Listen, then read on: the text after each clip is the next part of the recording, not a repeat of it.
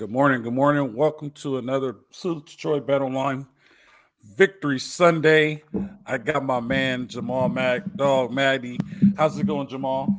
What's up, brother? Great to see you. How are things? Things Happy are good. Sunday. Happy Sunday. Happy Victory Sunday. Yeah, well, we'll call it a lowercase victory Sunday. A win's a win. A win is a win. I do have opinion on that. Yesterday, did you know yesterday was actually a perfect day? Do you know what a perfect day is? Yes, I do. Yes, I do. When USC wins and both Notre Dame and UCLA lose, I know we're gonna get all into it, Coach, but man, what a game that was! That Ohio State Notre Dame game. Yeah, Oh my goodness, that one was great. That was a good game. They want 6 seconds left. Oh my and they goodness! just ran the ball in. And then they go run it with 1 second to go, and Notre Dame only has 10 guys on the field, and they run to the left side where they're missing the guy. Oh my goodness! That was unbelievable. So we got battle tested last night, right? We got battle tested, and I think. First, let's say this: Caleb Williams had 5 touchdowns and like 400 yards offense last night. So he is where he is, but he was sloppy up front. There was a couple of exchanges that were sloppy up front. There were a couple of throws that weren't very accurate. His 1 touchdown in the second quarter, when he dove over the pylon, I think he got lucky with that one, but we'll take it. But at the end of the day, I will say this. They needed that game. They needed to play that game because it was their first road game, and the Pac-12 is what the Pac-10 used to be, where any Saturday you could go in there and you could lose. They had 51,000 people in Tempe last night, wanted to knock off the number 5 team, and it was loud and it was rocking. They needed that game because they're going to Boulder next week. They have to go to Eugene, right? You can't go into Eugene not battle tested. And I think last night was a perfect test for them, and they needed that. And they overcame it. Did they play as well as they needed to play? Nope. And like I told you, I was like, they need to start playing better because those things are going to turn into losses. They still need to start playing better so those things that happen don't turn into losses. They're just better than Arizona State.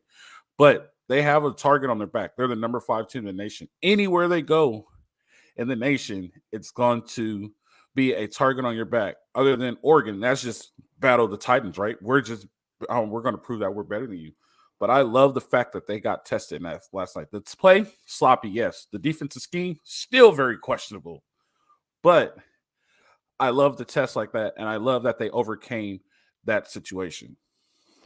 Yeah, Fred. I think that's a really fair and astute observation. I think what concerned me last night was just how it'd be one thing if they were battle tested, if they went through some adversity. It was maybe a slow start. There was sort of a couple sudden changes, maybe an injury that kind of shook them, and then they sort of responded in a very kind of comprehensive way. That's one type of adversity.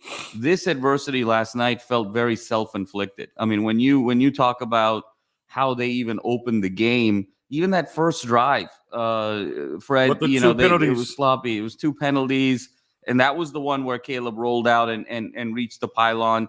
They had a penalty right at the 1-yard line. They looked lackadaisical. And the very next touch, obviously, the Caleb Marshawn Lloyd exchange. And then Scatabo, who had an incredible ball game, walks in there. They struggled with penalties. They struggled with controlling the ball in terms of protecting it. They struggled with body language too, Fred. I didn't love Caleb's body language last night for about 2.5, 3 quarters of that game. Just the way he was on the sideline. The team just seemed like they were kind of going through the motions, knew that they were going to win at all times. And look, with 12 minutes to go, it was 27-21. Arizona State had the ball, and with a chance to kind of really put some heat on that game.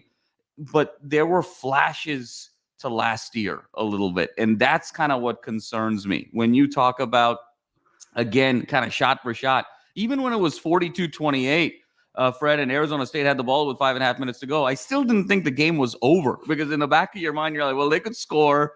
Something crazy could happen with a turnover or onside. They could score again and they could go for the 2. There was sort of some flashbacks there. When Scatabo had that reception on 4th and 7 and just trucked two guys, and walked into the end zone. It felt like the Utah game in the Pac-12 championship last year with the 20 missed tackles. So there were just things that sort of started reminding you about last year. And you wonder now, how much better is this team? And it's kind of that question of that I posed earlier in the season in some of my writing. I know USC is deeper, but are they better than last year? And last night I walk away kind of questioning that a little bit. And even if they are better, how much better are they relative to the conference being so much better? Because you could be 5% better than you were last year, but if the conference that you're in is 20% better than last year, then guess what? You're actually behind the 8 ball relative to where you were last year. So when you ask the question, how much better are you asking how much better are they defensively, or how much better are they as a team? Because I'm saying how much better are they overall? Because if I look at if I look position group by position group, Caleb is Caleb. He's the best player in America. We got that check. When I look at the receiving core, yeah, they're deeper. I don't know if anyone has sort of stepped into that Jordan Addison alpha role in a big ball game. I think they're about the same. I think the offensive line is a little bit worse.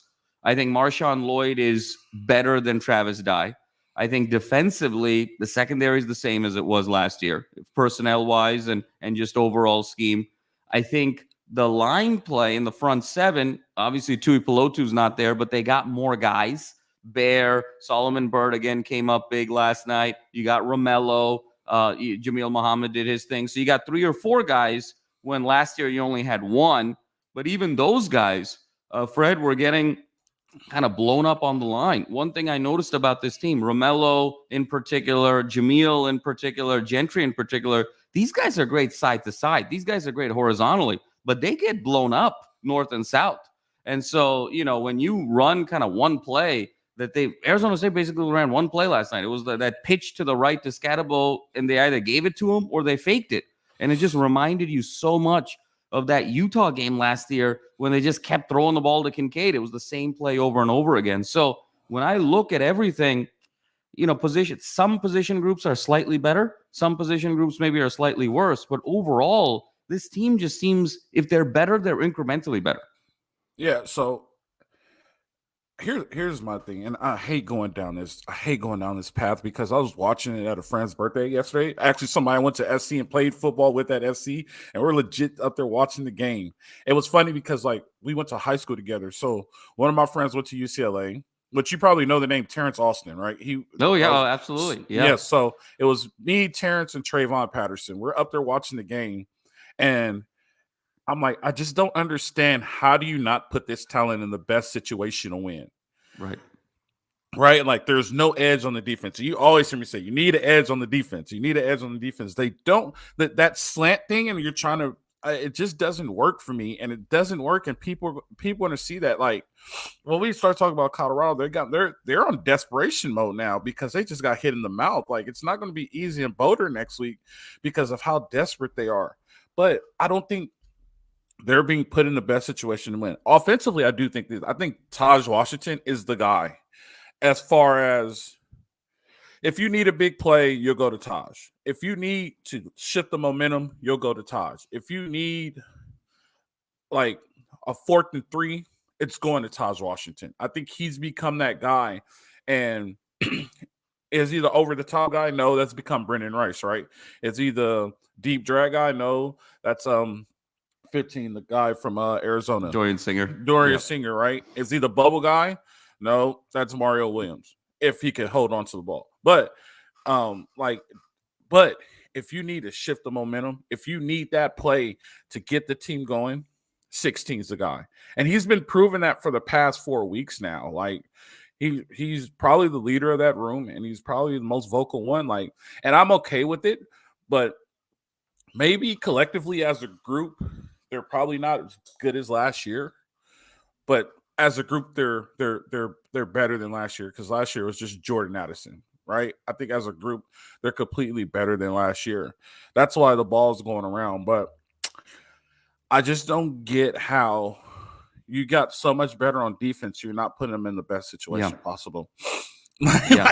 like if you've gotten better on defense, you're not putting them in. You're not. You got putting them more in the best guys. situation. I mean, you can see it, and the problem there, Fred, is a little bit of fool's gold last night. Because the 10 sacks. So you're gonna wake up this morning and be like, man, they had 10 sacks. They dominated last night. They did so well. Half of them came on that last drive when Arizona State was just out of gas. You could see Drew Pine was ready to throw in the towel. It was a valiant effort. Let's just take a quick second here, Fred, to talk about Kenny Dillingham. I mean, what a great game he called. I mean, they are so shorthanded. They're dealing with 50-plus guys, on probation. Didn't even have a starting quarterback this week. You couldn't even name any of their receivers this week. Scatabo looks like this sort of tight end fullback. He was their running back. And Dillingham threw the kitchen sink, the trick plays, the onside kicks. I mean, they had a wide open touchdown on that trick play at the end of the first half where Scatabo just puts a little bit more air under it. There's another touchdown there. That would have been 4 more points, and things could have gotten really interesting in that third quarter. But hats off to Kenny Dillingham for just an absolutely outstanding game. And I'll be honest with you, Fred, Dillingham was the best coach on the field last night. Okay. And so, this is again a little bit concerning. It's just these old habits are concerning. Grinch, to your point, defensively, schematically, it's the same, and they're getting susceptible to the same things. When you look also even at Lincoln Riley, again, when he is matched up in games against really good coaches, he also starts panicking a little bit. Why they didn't kick the field goal there at the end of the third quarter to make it a 2-score game, it just showed a lack of respect for Arizona State. And granted, they were shorthanded, but they played so valiantly, like, make that a 2-score game. Why aren't you running the ball? Marshawn Lloyd was averaging 13.5 yards per carry going into the fourth quarter, but he's still chucking it around with Caleb. And granted, Caleb is Caleb. So all this sort of questionable offensive play calling is the reason why Lincoln Riley's 0-3 in the CFP, 1-4 in bowl games, and lost the game at Bedlam that opened the door for him to come to USC. So I'm still worried that the schedule has just been so soft, but nothing has been solved for yet. Riley in big games, you wonder if he overheats. Grinch with his scheme, and then defensively, are they going to be susceptible to more explosive plays? Fred, Edame of Notre Dame, that's a big kid when they go there on the road. Bucky Irving of Oregon, that's a big, nimble kid when they go up to Eugene. If Cam Rising comes back against Utah, Penix Jr. is lighting it up right now. Even UCLA, Fred. I mean, that front seven is nasty. If Dante Moore starts growing up in a few weeks, that's going to be a tough matchup. So there's work to do here. Yeah. So I think, and you called it. You was like, the first 4 games or the first 6 games is a preseason, right? When you looked at the schedule earlier, and it's come to that the first 6 games of the preseason, and the problem is, like, they didn't pick the Pac-12 schedule, and I get that. Like, that's not them. They didn't pick the Pac-12 schedule. They were given the schedule. They need to play on the road with their preseason games. Like, they need to stop with because I was looking at the schedule earlier. They go to Vegas next year. That's a home game. They play LSU at Allegiant. That's a home game. Like, it's 45-minute flight for people to go. Like, they need to go into an environment early in the year and go play early in the year. There was too much of a comfort level at the beginning of the game. Yes. It was like they were just at practice. Like, they didn't understand that it was a game going on. Like, it was too much of a comfort level. At first, I was like, oh, okay, they're coming off a bye week. I get it. But, like, they never really shook out of it until they looked up and, like, oh, they're trying to play with us. And now they have to, play for real. Like, you should never play that way. To me, I feel like let's get out on them as soon as possible, and let's put up this 42 in the first half, and then we could start working on other stuff. But Lincoln Riley does that. He tries to get cute, and he tries to get way too cute sometimes. And the realization was Arizona State didn't have time for you to be cute, right? like it just needs to come to a point to where you need to do what you do. And he's, oh man, that's frustrating when those are things like those are things that I just think about. Like, they play home games against these easy teams. Go get put in a hostile environment, so when that happens, They always make the excuse at the end of the game. We weren't prepared for the crowd. Listen, in the Pac-12, every crowd is loud and every crowd is on you. Just because they don't make it a big deal nationally because of the bias or whatever, every crowd is loud.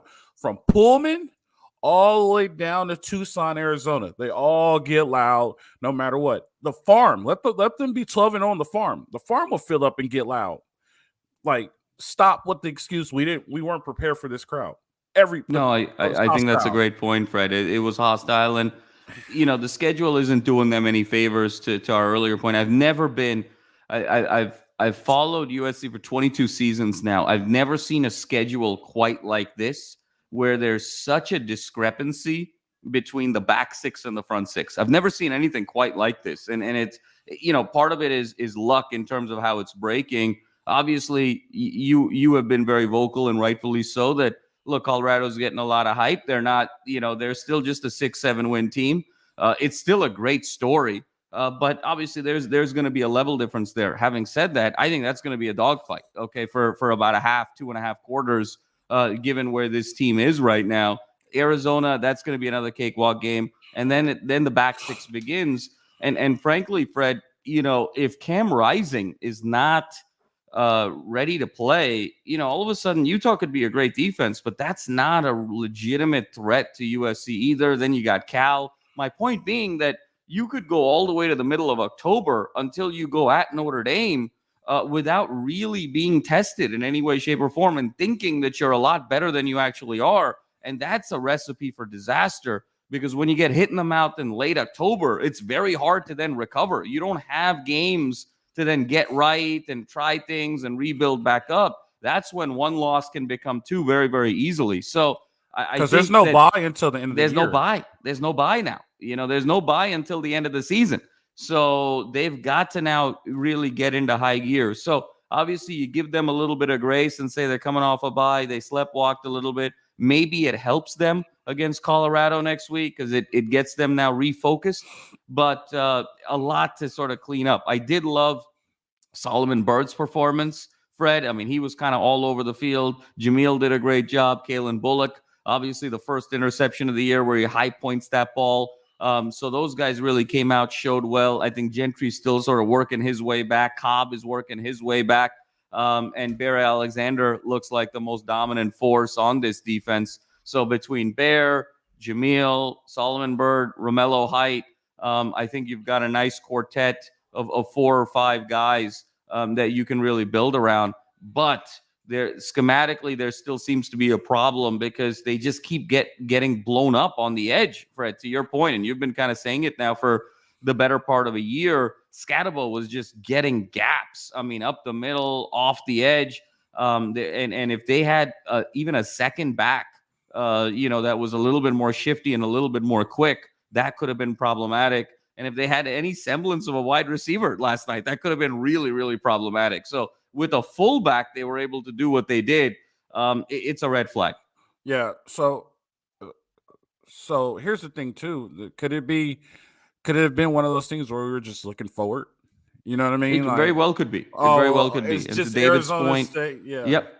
David's point is saying, look, the team looked disinterested and they were sloppy to begin with, and they were just caught looking ahead. At the end of the day, these are 18 to 22-year-old kids. Could very well be that they were caught looking ahead. But, I think that's also not a good sign, when you're sort of doing that, because when you talk about, Ryan has talked about the last several weeks about this team feels different in practice, and the longer it goes, the harder we play, and all of these sort of coachisms. And if you're really feeling that culture shift in practice, then these things shouldn't happen as much or be as blatant as it was last night. It's one thing if they sleptwalk through a quarter or a half.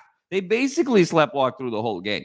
I mean, let's be honest here. I mean, it was 35-28 with 7 minutes to go. They hit Taj to make it 42-28 and then get the stop at the very end with 5 minutes to go. I mean, it's 35-28, Fred, with 7 minutes to go. They basically sleptwalked through the whole game, never really took them seriously, and also didn't respect the opponent. I thought there was a really bad message there with Lincoln Riley going for it on 4th and 3 at 27-21 with 3 minutes to go in the third. That sets such a poor example that we don't even respect these guys. We don't even take them seriously. If you respected your opponent there, you're kicking the field goal to make it a 2-score game.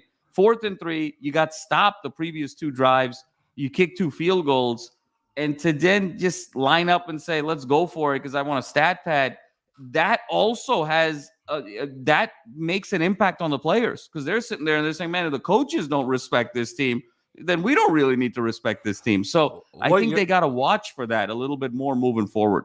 What yard line were they on when they went for it? For that, Fred, that looked like that was like 17, 18-yard line, 4th and 3. I'm kicking it there. So I'm kicking it. I was telling Skinny T yesterday, actually. We were at Stone Brewery. We did our live at Stone Brewery yesterday. Actually, really great place, and I appreciate them for all the hospitality that they showed us yesterday. I was telling Skinny T yesterday, if I'm inside the 5, I don't care where it is, I'm going for it. I go for it all the time inside the 5. And he looked at me like I was crazy. I'm like, I'm going for it, like because you start to weigh the pros and the cons, right? If I don't get any points and I'm inside the 5. You're going to get the ball on the 3-yard line, 4-yard line, right? I still win the game of field position. Once you start getting outside the 10, it depends on situation. At that point, I'm kicking and take the points because you're still getting the ball back in that same general area once I kick the ball off, right? So I look at it from the game of field position. If that's the case, and I don't know, but like if it appears that way, they need to start respecting opponents. There's already a coach, and I'll say it, like Prime doesn't respect opponents. He respects them after the game, but they talk a lot. Like, we don't need that. Like, that's not who we are as a university, and that's not who we are as a football program. You respect everyone. Like, and I understand there's trash talk on the field. Just take the points and be class. Like, here's a message to Lincoln Riley. Don't take this job for granted because it could be gone as fast as it came. You know what I mean? Like, it could go as fast as it comes. Like, so don't take this job for granted. And there's a bunch of people who will pick up the phone when USC calls. And there's a couple of them in the SEC right now. Like, damn, like Lincoln got out right ahead because I'm pretty sure we call Brian Kelly, like, yep, thank you. I'll leave Baton Rouge. No doubt. You know what I mean? Like, so don't take it for granted because it will go as fast as it came. But you got anything else to finish your thoughts off for last night? No, Jamal? Fred, I think, the pros, obviously, that they found a way to win. And Caleb was spectacular in first of all, there were kind of 4 spectacular plays that I think we have to sort of highlight for the best player in America. That very first drive, I mean, they started 3rd and 20. And, any other player in the country, you're worried that this is going to be a punt, first down, and it ends up getting the touchdown on that drive.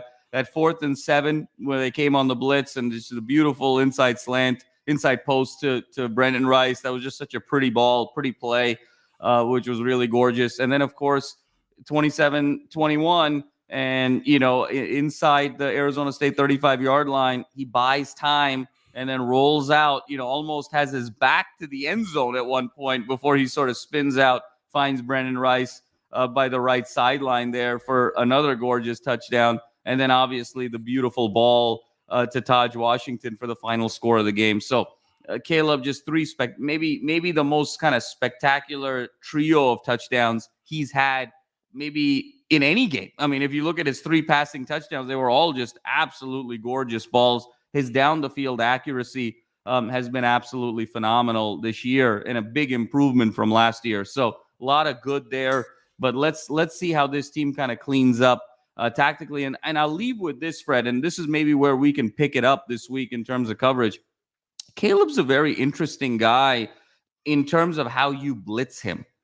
Because one of the things I saw last night, Arizona State had some success blitzing off of if you disguise your blitzes off of the edge, but if you've got strong interior linemen that can hold their own, that's a way to actually, that's kind of the matchup that works. And the reason for that is it used to be, I remember this in the NBA when Manu Ginobili created the Euro step and no one had ever really seen it before. Because usually, a crossover in basketball was you'd move the ball left to right or right to left. It was kind of like the Iverson crossover, the Isaiah Thomas crossover. And Ginobili would just bounce the ball in the middle and he would turn himself. And it was the most unique thing that folks had seen in the NBA. And there's kind of a similar thing going on with Caleb when he gets blitzed. Because 99% of the quarterbacks, when they get blitzed, what do? They'll roll out to their strong side, right? They'll retreat and roll. And if you're a right-hander, you'll retreat and roll to your right side. If you're a left-hander, you'll retreat and roll to your left side. Caleb actually steps up in the pocket, if you notice. And that's what creates all of these holes, because then he finds holes on the weak side.